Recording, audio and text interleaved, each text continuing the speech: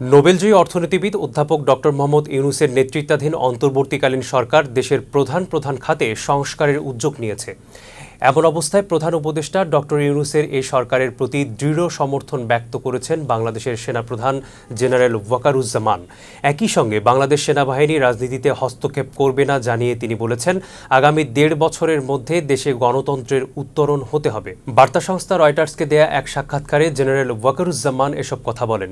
আজ মঙ্গলবার এক প্রতিবেদনে জানিয়েছে বার্তা সংস্থাটি।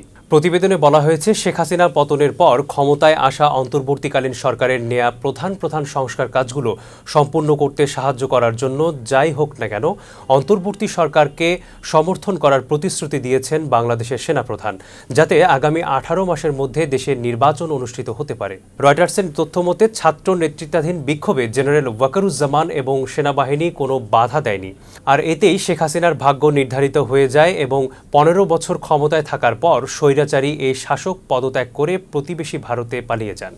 এমন অবস্থায় সোমবার রাজধানী ঢাকায় নিজ কার্যালয়ে রয়টার্সকে দেয়া সাক্ষাৎকারে জেনারেল ওয়াকারুজ্জামান বলেন, নোবেলজয়ী ডক্টর মোহাম্মদ ইউনূসের নেতৃত্বে অন্তর্বর্তীকালীন সরকারের তার পূর্ণ সমর্থন রয়েছে। এছাড়া সামরিক বাহিনীকে রাজনৈতিক প্রভাব থেকে মুক্তি দেওয়ার একটি রূপরেখাও দিয়েছেন তিনি।